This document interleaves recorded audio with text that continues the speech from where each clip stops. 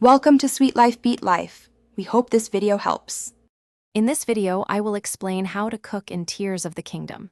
Cooking is a fundamental mechanic that can significantly impact your adventure.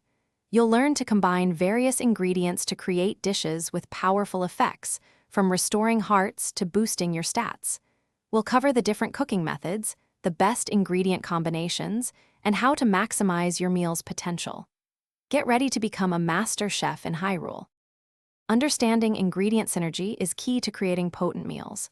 Many ingredients offer unique status effects, such as a 5-minute attack boost from mighty bananas or a 10-minute speed increase from swift carrots.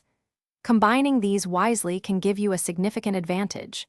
Be careful not to mix conflicting effects, as they will cancel each other out.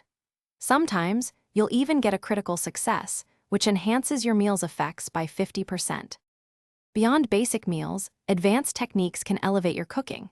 For instance, cooking during a blood moon can guarantee a critical success, significantly boosting your dish's effects. Elixirs, made from monster parts and critters, offer powerful, long-lasting status buffs. To maximize heart recovery, use 5 of the same high heart value ingredient, like big hearty radishes, for full recovery plus 20 temporary hearts. Experimentation is highly encouraged. Let's look at some essential recipes. A simple hearty mushroom skewer with 5 big hearty truffles provides full health and 20 temporary hearts. For attack power, combine 4 mighty bananas with 1 monster part. Remember, cooking a single hearty ingredient fully restores your health and adds temporary hearts. Always gather ingredients as you explore and store them efficiently in your inventory.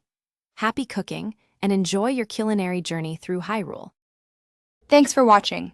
Consider subscribing if we helped you.